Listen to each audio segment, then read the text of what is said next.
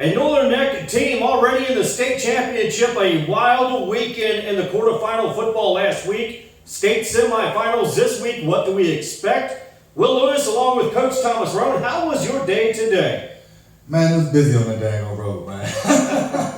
I swear, driving the truck for a living, man, is a hard dang on job. I'm sure it is. Dealing with 95 and that up north traffic, man. Had to do 2 loads out of Alexandria, bring it back to Richmond Day. Busy day, but we here for another week, man. How you been? I'm doing all right. Busy weekend myself, busy day. But hey, we are here. Get your popcorn ready. We have a lot to talk about. It's episode 8.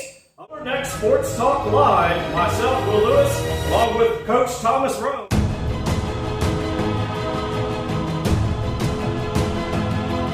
More tuition assistance is available than ever, paving the way for debt-free education and training. And Rappahannock Community College is here to help. Earn a degree, certification, or even start college in high school. Success starts here. What are you waiting for?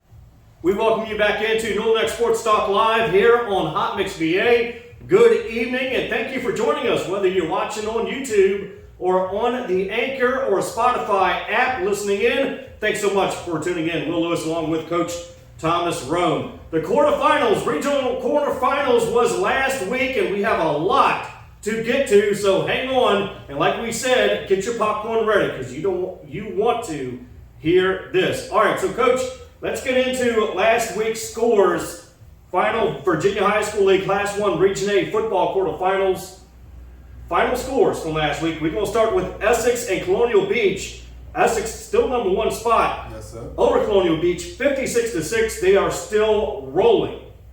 Man, from the jump, Essex jumped right on it, and from the stats and everything like that, you would have thought Colonial Beach gave up a better play. The way they led the time of possession with 30. They had the ball for 30-something minutes to Essex 10 minutes or something.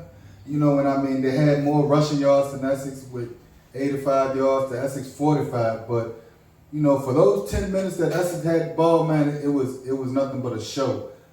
Cameron Robinson, he came out again and did an excellent job on the offensive side of the ball and on the defensive side of the ball. And, they just put on an all-out show, from the defensive side. The front linemen, I think Essex ran like a 6-3-2 this week, 6 down linemen with 3 linebackers and 2 safeties over top, just to control Colonial Beach's run game. Right off the break, Essex scored 4 offensive touchdowns of 30 yards or more. So big plays. Michael Brimmer, he went 3 for 5 on 102 yards with 2 touchdowns. The young JV quarterback, Avontre Johnson, he came in with 1 or 2 passes, threw 1 touchdown to Mekhi Allen for 62 yards. Receiving-wise, Cam Robinson came in with 3 catches with 103 yards with 2 touchdowns. Mekhi Allen had 1 touchdown, as I said earlier, for 62 yards. So it was a complete effort from the whole team, not just on the offensive side, but on the defensive side too. Like I said up front, Davion Garner-Rich, he leads the front, with his defensive line play along with Quincy Canada. And you had, who else on that defensive line? Vini and Devin Balderson. All of them, them up front is hard to contain them. If your offensive line isn't real good at keeping the man in front of them and keeping the pressure off the quarterback, it's going to be a long ride for whoever lines up in front of them. And Essex, by the way, is rolling since day 1 of this season. And some will say this is the year for Essex. It's shaping up to look like that. But, Essex has been to this point numerous years. And when you get to the big game, we fall back, and end up coming down the road with a sad face, So with the team that they have right now, they cover all positions on a football team, from the front line to the linebackers all the way to the safeties on the offensive side. Every position is locked up and has a player that can play that position to the tip. Then like I said, with the 2 star players on the team, Dorian and Cam Robinson, you can get a show out of them, 3 to 4 touchdowns from each of them every game. You know, Dorian made a spectacular interception that he ran back Indeed. for like 60-something yards, and you know the running back Avonte Vini, I think his name was Avonte. Don't quote me that, but Avonte Vini, he ran it in for a touchdown. Then you have Javion Rich, who also added some more, you know, ground yardage and some touchdowns on the ground. So again, it's a complete package when you're dealing with Essex, and if you don't come to play, they're going to roll you. You know, the coaches have them ready, set, go each game. You know, Coach Tion runs the defense, and you know, with the veteran coach and Coach Jones, he just rounds up everything and has everything looking good. And Essex and Westmoreland this coming week, we'll talk about that a little bit later. Yes, sir. Let's get to King and Queen in Northampton. King and Queen over Northampton 50-2. Now, one fun fact about King and Queen, 4 years ago, King and Queen ended a decade of frustration in which they won just 8 games total. This year, they set a record for shutouts, 6, and go for a 3rd straight year with at least 1 playoff win.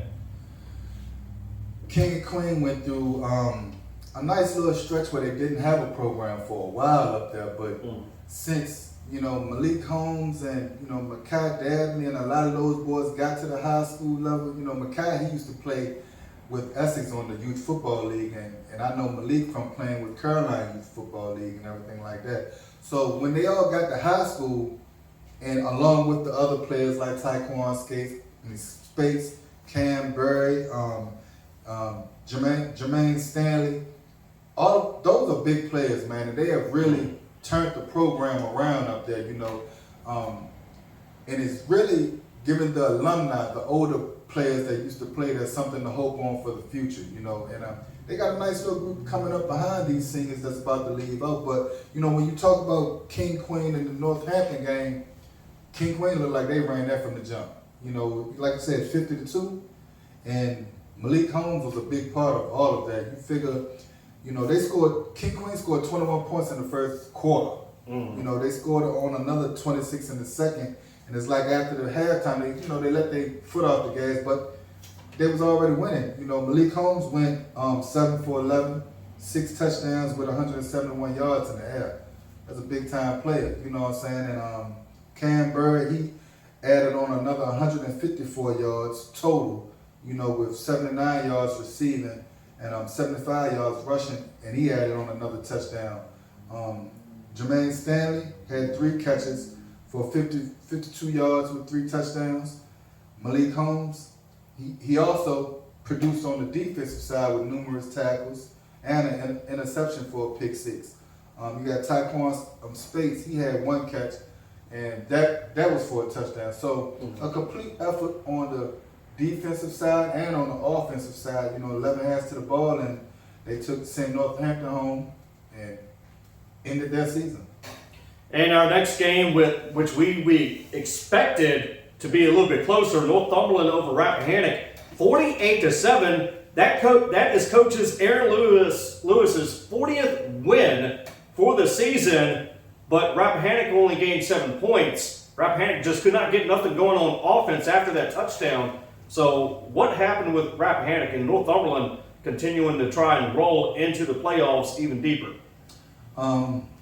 I think Northside just, you know, I think they dominated basically. They showed why they are who they are, you know, and they didn't come in to play around with Rappahannock this go around. You know, we was talking last week, we expected it to be a more closer game than what it really was, and Northside just wasn't having that this week. You know, they shut the running back Baylor down over there. They shut, you know, J.K. Fauntleroy down over there, and I think they put their best cornerback in NJ Laws on him.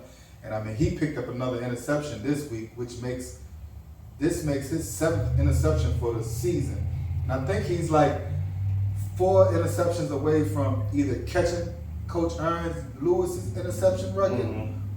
So, I mean, the longer they stay, he has a shot at breaking that record. You never know what may happen this week or later on down the road like that. But I mean, he's a ball hawk. He's playing real good along with his teammates and everything over there. You figure the young freshman quarterback Tyreek Lundy, I've known him for a while, and he's always played at quarterback. The young man went 5 for 5 with 89 yards and 1 touchdown.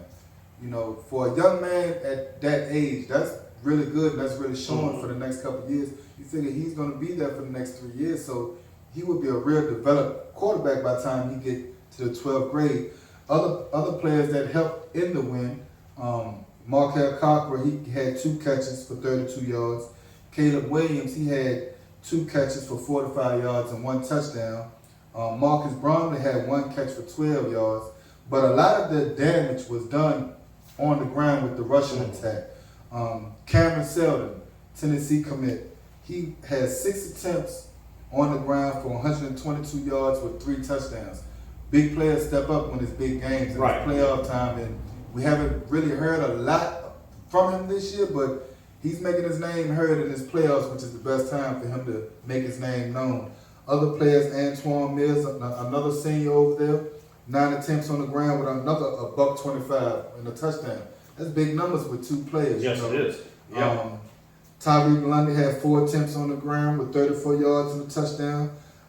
Junior Markel Cochran, 2 attempts for 31 yards. And again, on the defensive side, 11 hands to the ball. You know, everybody was playing big man football, tackling, getting to the balls in the air, you know, and just doing what they're supposed to do and just shut Rappahannock out. You know, hopefully this week when they play King Queen, they can be able to redeem themselves from the first game. But, you know, we'll see in the next couple, you know, the next day what that might come to bring. That's right. And when we come back, we'll get to Westmoreland and West Point. Is Westmoreland who we thought they were? You're locked into NNK Sports Talk Live here on Hot Mix VA. DJ Turtle, providing DJ services for all occasions. Nothing too big or too small. DJ Turtle is the one to call. To book, email jamesturtlehumphrey43@gmail.com or call 540-207-6434. We welcome you back into NNK Sports Talk Live here on Hot Mix VA. We are live here in Tappahannock, Virginia. Thank you so much for watching, listening, or whatever you may be listening or watching on us from. Hope we have you us on your big screen. If you're watching us on YouTube, that is on Hot Mix VA Radio on the YouTube channel. All right, let's get to Westmoreland and West Point. Kind of an upset over this past weekend because West Point was a favorite and Westmoreland goes into West Point, gets the win 14-6. So is Westmoreland who we thought they were? I'm not sure if who we thought they were, but that was a battle. That was a tough game, looked like, man. I mean, you didn't know who was going to win until the very last seconds of the game, so I'm not really sure if they're who we thought they were, because they are squeaking by these games that they are winning. You know, you figure first half was 0-0 the whole first half. It was basically a defensive game. A lot of penalties on both sides of the ball, you know, and it seemed like each group just couldn't get it right. You know, like one of them was just, oh man, you go and take the game. We don't really want it. You know, that's how it seemed to me. Right. You know what I mean? For a team, both teams did not score nothing in the first half. That ain't a good way to be going into the playoffs when you got 3 other big teams that's gonna be coming your way. Every game from here on out isn't an easy game. No, it won't be a cakewalk. You gotta really set your dominance in this football game that's coming up now. You know, which is the playoffs. I mean, passing wise, you know, Westmoreland did a good job in the air, but they just wasn't able to produce a lot of points with it. QB Matt Benson went 7 for 19 with 1 interception and 1 touchdown for 182 yards. West Point couldn't get nothing going in there. They didn't even have a catch. You know, as far as the receiving end of everything, Westmoreland's Jalen Burrell had 6 catches for 170 yards. Seemed like he was the only one catching for Westside. Kevin Ellis had 1 catch for 12 yards. So those were the only 2 players that made catches. Like again, on West Point side, no passing for them, so that's null and void. Rushing wise for Westmoreland, Jeremiah Redmond had 21 attempts for 92 yards, no touchdowns. West Point, Daniel Duke had 24 attempts for 129 yards with 1 touchdown. Jack Lewis for West Point had 18 attempts for 69 yards. And Gage Davis, the QB, had 6 attempts for 16 yards. So, I mean, again, both teams did, good on the ground for both teams, but West Point put up more yards in the air and everything like that. But again, when you break down that game, it was a back and forth game. There was a lot of mistakes on both sides of the ball. Westmoreland ran 41 plays to West Point's 55 plays. Right. Westmoreland had 12 first down. West Point had 16. Westmoreland had 7 penalties to West Point's 5. Westmoreland had 50 penalty yards and West Point had 4. The time of possession, West Point came away with that with 29 minutes and 23 seconds to Westmoreland's 18 minutes and 37 seconds. So looking at that, you would have thought West Point had the upper hand just off of the time of possession to be able to wear the boys down and run the clock down and everything. But again, Westside was able to capture the game with 1 minute and 19 seconds left in the fourth quarter with a touchdown scored by Jalen Burrell. That's basically what sealed the game and gave them the 8-6 win. I mean the 14-6 win over West Point. So with Jalen Burrell's big catch for a touchdown is what really helped Westmoreland come away with the win. So at this point in time, Westmoreland's strength, is it in the air or do you think it's more in the run game? Just by looking at the stats, it was more of a balanced offense because they got 182 in the air and they was able to get 92 on the ground. But it's just the thing, you don't have enough production from different players. You only have 1 or 2 players that's giving you the production. And, on the football field, there's 11 players on the field at all times. 5 linemen, and the rest of them are skill players. From the wide receivers, the tight ends, the running backs, and the quarterbacks. So you need all of those other skill players to be able to produce on the field too, not just 1 or 2 players. And then again on that, you still got, even though, you got a lot of players back that was suspended, you still have a big player that's still out and still right. And he's still gonna miss this week's game. So, they just need more production all around from everybody else that's on that field, not just from Jalen Burrell or from Matt Benson or Jeremiah Redmond. You need production from everybody that's on that football field. The offensive line has to block for that quarterback. The defensive line has to get to the quarterback on the other end. And not just that, the defense, you got to cut away the penalties too. The penalties I think really hurt them on this game too, to really be able to run the score up and kept Colonia West Point closer than what they needed to be. And you have to have a clean game as well. Yes. Because we are talking playoffs here, and it's one and done. You should really have a clean game because if you get one penalty, that might hurt you throughout the rest of the game. Man, it's one and done right now. It's one and done, or you win and you keep going. And I mean, if you lose, then you're just gonna get prepared for basketball season or wrestling or anything like that. But these boys are not ready to be finished with football. There's a whole lot more football to be left to be played, and every week, every team just has to come out and play the best game that they can play and make the less mistakes that they can make. Right. And coaches got to come with the best game plans. All right, let's get to the final in the Class 2 Region A's. King William over Bruton, 49-7. King William comes back and wins their playoff game and moves on. King William's on fire this week. I mean, and 49-7 to Bruton, and they move on next week. They play Greensville next week. But as far as this week, they set their mark this week, I believe, to put the 2A on notice. Caleb Shelton, the senior Caleb Shelton, he had a monster game this week. He had 11 rushes for 289 yards with 4 touchdowns. One player, 11 rushes for 289 yards with 4 touchdowns. Wow. That man That's had wild. balled this week. And I mean, he motivated the rest of his team because total, the Cavaliers offense had a total of 471 yards on 30 carries. That's a total team effort, and if they keep on putting together a team effort like that, it's no doubt that they'll get back to the promised game that they want. Not just Caleb Shelton, but Trey Robinson had added on another 107 yards on 8 carries. Defensive wise, Wiley Johnson was the leader with 7 tackles, and Karan Washington picked up 2 interceptions on the defensive side. So they was really locked in on the offensive side and the defensive side, with Caleb Shelton just leading the way and being the leader that he is. They got a real good group up there, and I expect them to go further down the road. All right, let's get into Class 1 Region C quarterfinal scores that we're interested in because this could take effect later on down the road in the playoffs. Yes, sir. Galax over Bath County, 49-0. George Wythe over Perry McClure, 41-22.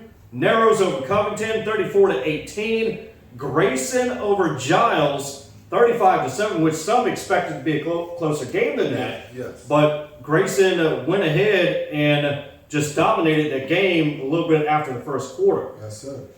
Class 1 Region B, Buffalo Gap, William Campbell. Buffalo Gap wins that one 56-36. And Sussex Central, 20-2 over Franklin. Region B is gonna come down to Lunenburg and Riverhead. Point blank. It's simple. I know it's gonna come down to those two teams. Now, Lunenburg is 10-0, but Riverheads is Riverheads. And that's gonna be a good game. Will Lunenburg take Riverheads out and send them home? We'll never know until that time gets it. But that's gonna be a hard division. 1A division, B division to come out of. As far as the other divisions, it's a lot of good teams on that. Yes, on them other brackets, man. From the C to D, there's some tough teams coming out those. And further we get down the road is everybody's gonna have to come with their A game. And one other final score from last week, Class 4 Region B, King George continues to roll up in the Battlefield District where they're from. King George 41, Patrick Henry 5. Hey man, we're gonna rock with them too because that's home. Yes, anything in this area that's close, going up 17-301 in this area, we rocking with them. When we come back, we'll talk about the team that's already in a state championship. You're locked into NNK Sports Talk Live here on Hot Mix VA. Follow us on Facebook, on our social medias, Instagram, Hot Mix VA Radio, hotmixva.net. We're on the web, and make sure you download the app Live 365 for the free Northern Net Middle Peninsula Hip Hop and R&B radio station, which is Hot Mix VA Radio. That's right. Keep a link with us all kinds of ways. Now download the app, keep listening, follow us. Just keep a link with us because we got some more stuff on the way and some more good things in the works. But like I said, we just want to thank you guys. Yep. We welcome you back into NNK Sports Talk Live here on Hot Mix VA. Myself, Will Lewis, along with Coach Thomas Roane. Episode 8, I cannot believe it. Episode 8 already. And let's talk about the Northern Neck District team that's already in a state championship come this Saturday. And that's none other than the Rappahannock Raiders lady volleyball team. Congratulations to them for making it to the state championship this Saturday. And what happened last night was a stellar performance in that volleyball game against Rappahannock County. Rappahannock wins it over Rappahannock County 3-1 in a very close, tight-knit volleyball match. Candace Law had a dominating performance in the Virginia High School League Class 1 State Championship Volleyball this Saturday. Rappahannock Raiders against the Auburn Eagles. So once again, Rappahannock Raiders volleyball team, congratulations to each and every one of you. Congratulations, ladies. Go up there, do your job, bring it back to the Northern Neck. Now, congrats to also Northumberland grad Zach Kent. We just found out today that he is getting called back up to Major League Baseball, to the Texas Rangers. Yes, sir. We seen that Zach used to play with Northumberland, right? Yes, he did. He went off to college and played for VMI for 4 years. Then he was at Texas Rangers. Texas Rangers picked him up. He played on their Round Rock Express AAA team. Mm-hmm. So it's good to see a local resident get picked up to the majors. And I mean, we have a good stable of baseball players that's at the college level right now also. And you have Avante Banks from over here in Essex. You got Teron Hammond from over here in Essex. Both of them play at BSU. And it's a couple players over there in Rappahannock, Richmond County area that's also at the college level right now. I can't think of their names right off the top of my head right now, but I will have those names for you here soon, later on in the future. And we can't forget about years ago when Essex baseball won that state championship. Yes. Harold Mazingo goes to the Kansas City Royals that year, and that's when it all started, when scouts began to come down to the Northern Neck for baseball to see the talent. It's a lot of talent in this area with baseball. Yes, it is. I mean, a lot of these players in the area, for real, you look at them, they are multi-sport players. A lot of them play football, a lot of them play basketball, baseball, run track, and everything. So, I mean, it's a lot of talent in the area, man. And, I mean, with the kids playing all those sports like that, it makes them well-rounded.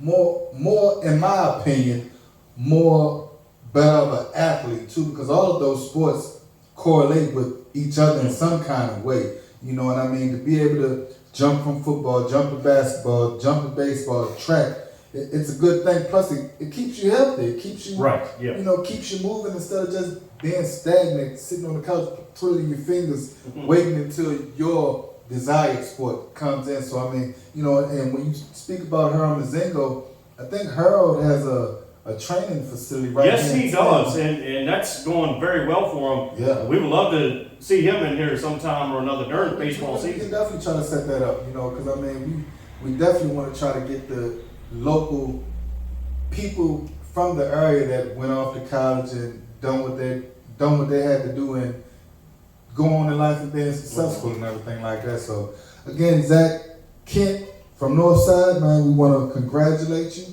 Keep doing your thing and shining a light on this area, and congratulations. All right, let's get to a segment that we started a couple weeks ago, coaching tips. So this week, let's talk scholarships and how you can get a nice sound scholarship from playing sports, not only high school, but possibly at any other level with high school, along with the travel teams as well.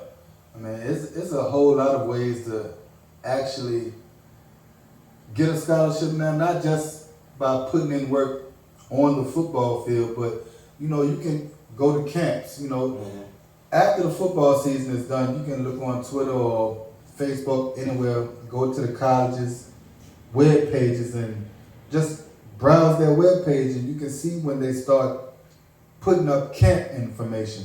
A child doesn't just want to go to any camp, because I'm just going to keep it honest, because I've learned over the years with my two younger sons, some of these camps out here are basically money grabs. If a camp costs $200 and something and it's just some regular folks putting on the camp, that's a money grab. That man is going to most likely pocket most of that. But most of the camps that you want to try to get involved with is the college camps.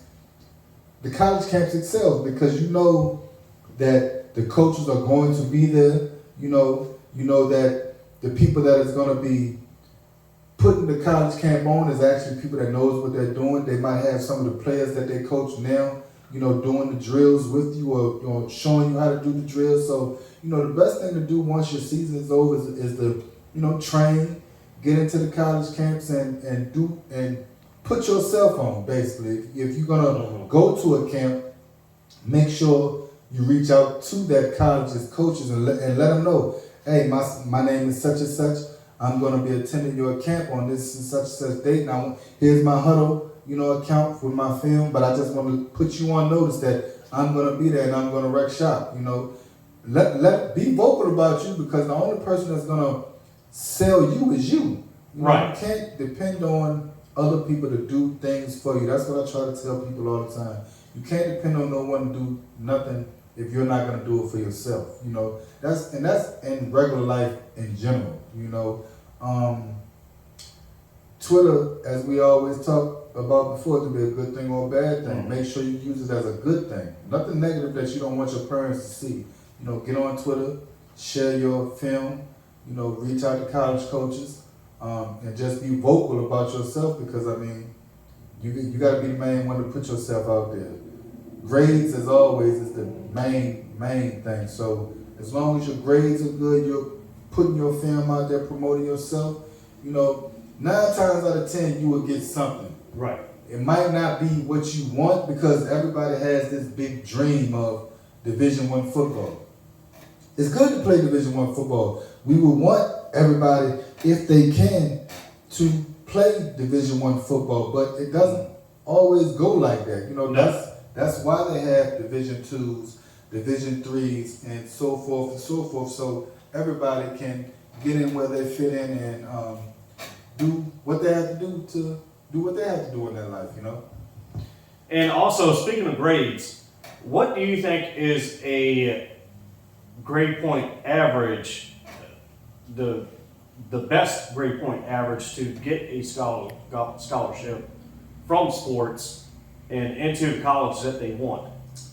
Well, I mean, if you look at some webs and everything, they say a 2.3, as low as a 2.3 or something like that, as low as a 2.0. But, you know, do you really want to go to a Division I school and tell that coach you got a 2.0 or 2.3 GPA? He gonna look at you and laugh at you. Right. You know, now, is certain stipulations or rules to everything, because I mean, just be honest. If you talented like that, then I'm pretty sure some papers or whatever can be moved to get you in a program. But it doesn't always work like that for everybody, you know. So as a 9th grade, I tell anybody that I know that if I talk to them, I know them, especially some of the young kids now that's about to go into the 9th grade or leaving the youth level, and I talk to them, I'll be like, look, once you hit 9th grade, try your best to start off with a 3.0. It makes it easier as you get older to make it rise up. Mm-hmm. You know what I'm saying? But if you starting off at a 2.0, low 2, something like that, and as you get into 10th grade, 11th grade, 12th grade, you have to make that rise up, so it's going to be harder for it to rise up. Now, if you start off with a 3.0, it can be, even if you slip a little bit, you'll still be at that 3.0 or better, you know. Once you get in 12th grade, you will want to have at least a high 3 point something GPA. You know, my youngest son, senior year, he ended off with a 3.31 GPA, and he went to CNU. CNU is they're Division III, but they're real strict with their academics. They don't play with that. They want their players to be smart. So, you know, you will want your coach to think you're a smart person. You know, not no dummy. You know, like I said, everybody want to go D1, but you got to look at it. There are around 1.1 million football players that compete in the high schools. Only 6.5 of that get a chance to play at Division I, Division II, and Division III.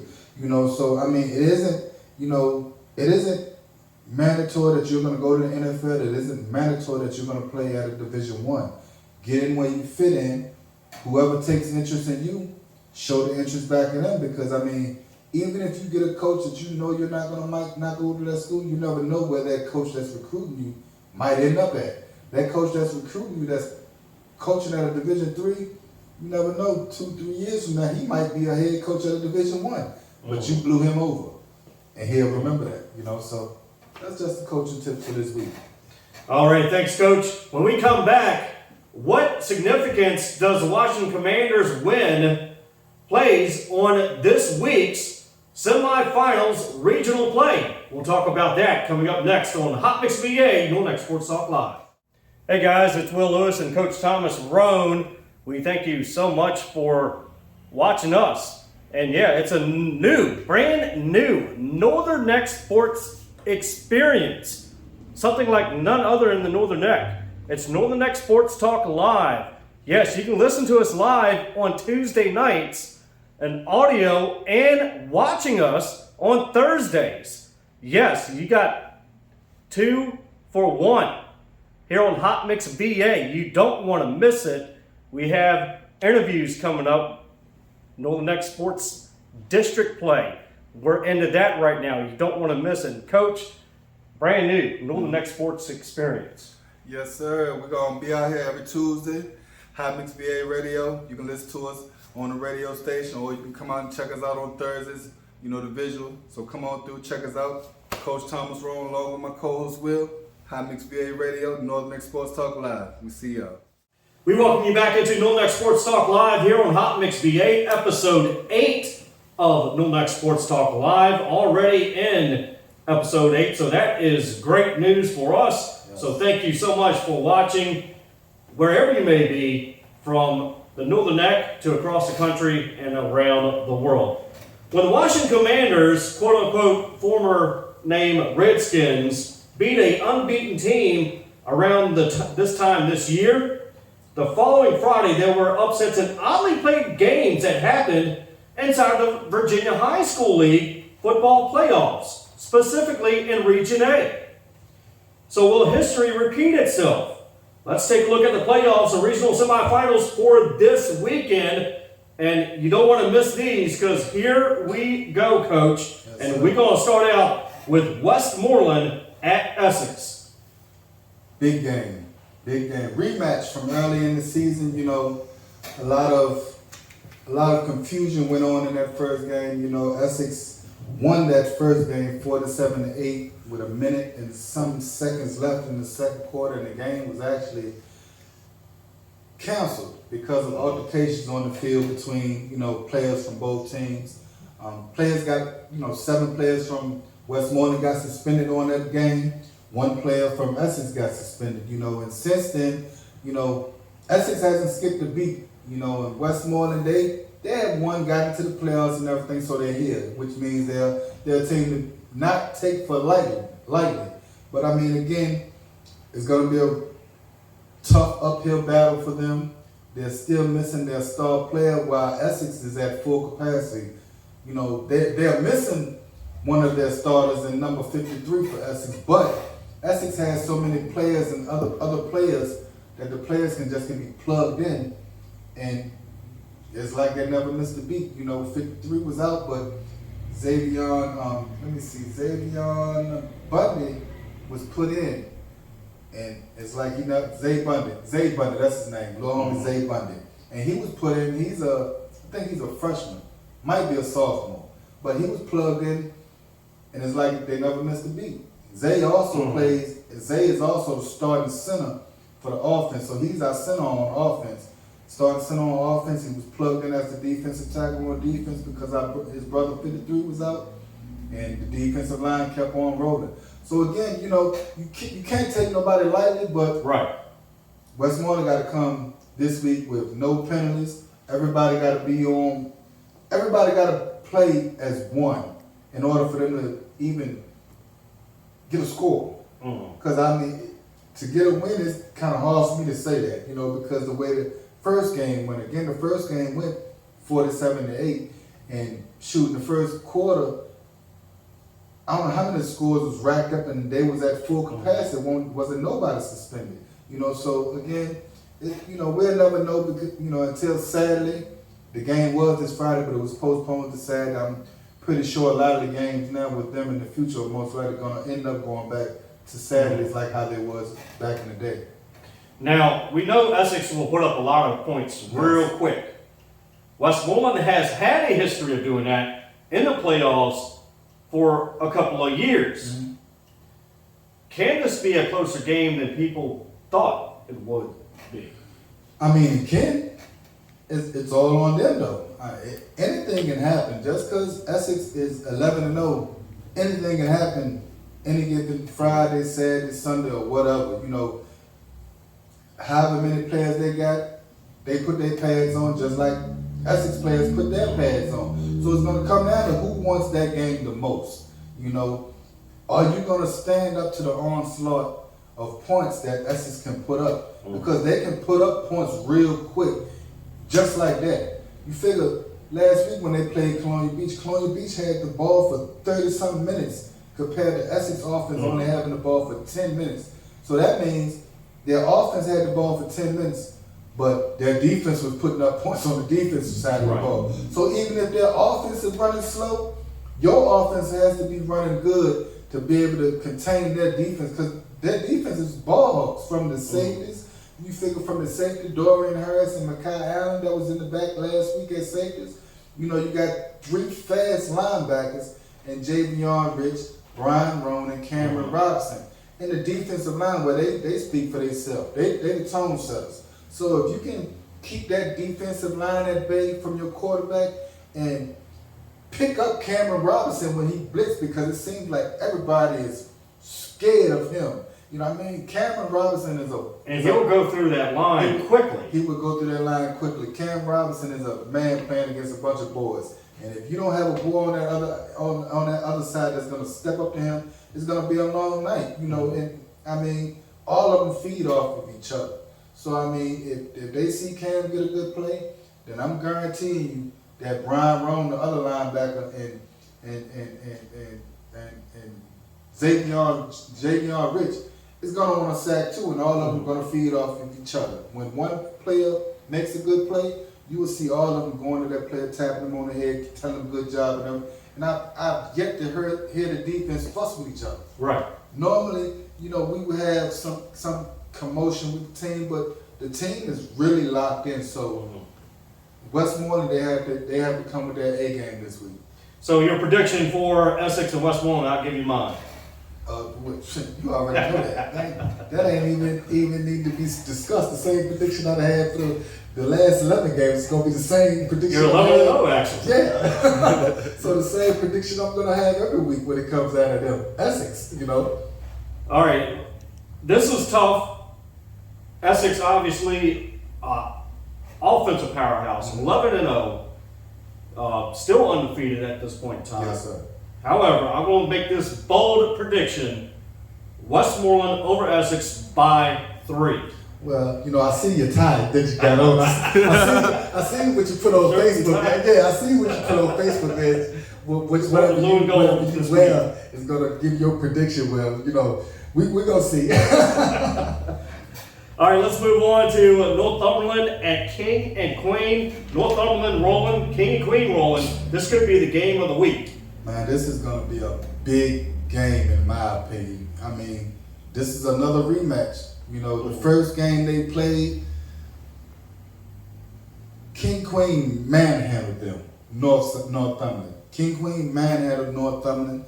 But from talking to the coaches and talking about that first game, they was missing a lot of key players on that first game. You know, from what was told to me, they was missing 3 starting linemen that plays on the offensive line and the defensive line. You know, when you miss an experience like that, that can really hurt you. They was missing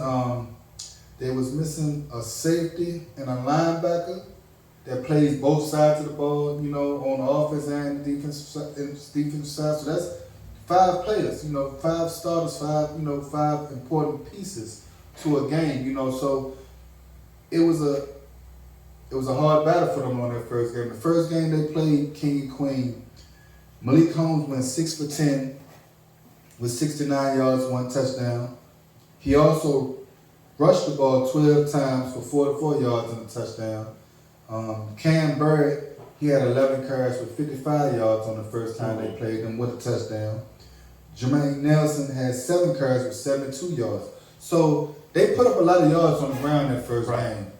Also, you know, receiving wise, Jermaine Stanley had 2 catches for 23 yards. Not really big yardage receiving, but I mean, it was a total team effort, you know, to keep Northside's speed contained. So the defense was everywhere. You know, the defense on that first game, Malik Holmes again on the defensive side. You know, Malik Holmes is a dog on the offensive side and the defensive side. So whatever school gets him once this season, they're going to get a special player when it comes down to Malik Holmes.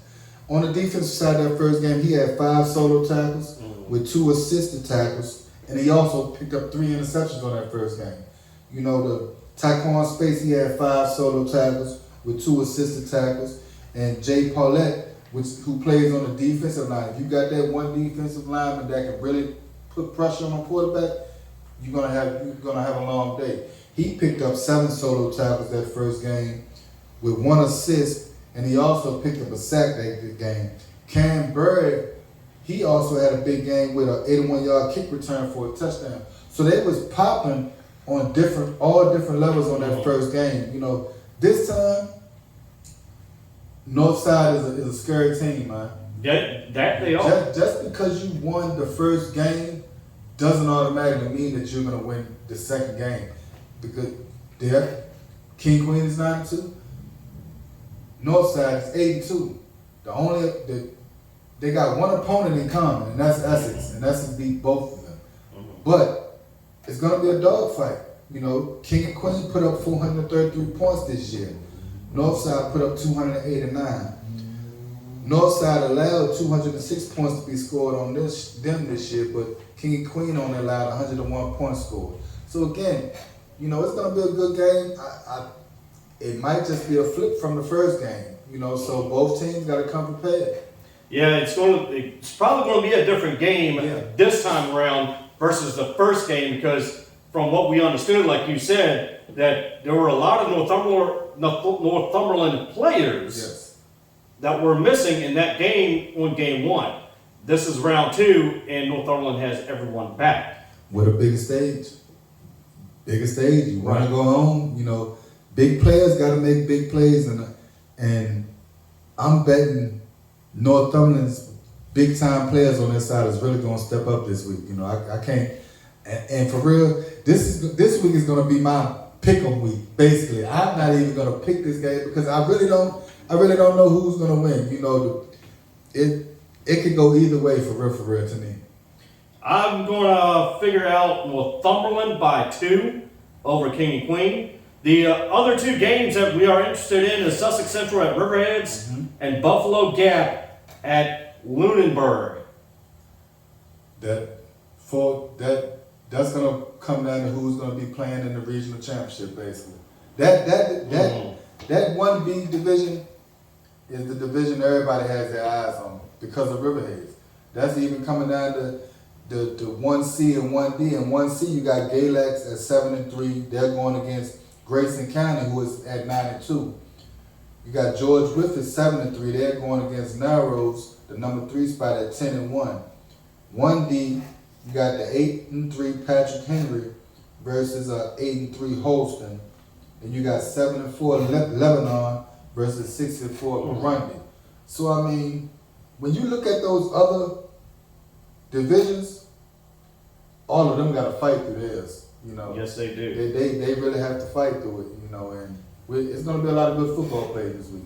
Yes, indeed. And before we go, our thoughts and prayers goes out to the UVA community, the UVA sports world, from all of us here at NNK Sports Talk Live and Hot Mix VA. Our thoughts and prayers go out to each and every one of those that were affected, especially the families of those 3 football players. It's semifinals in the region this weekend. Who will win it? Who will move on to the championship? We will have all those results next week. And live in studio with us next week is Lynn Gardner, former Essex quarterback, 2009 state champion, former CNU quarterback. That's all next week here on NNK Sports Talk Live. Myself, Will Lewis, along with Coach Thomas Roane.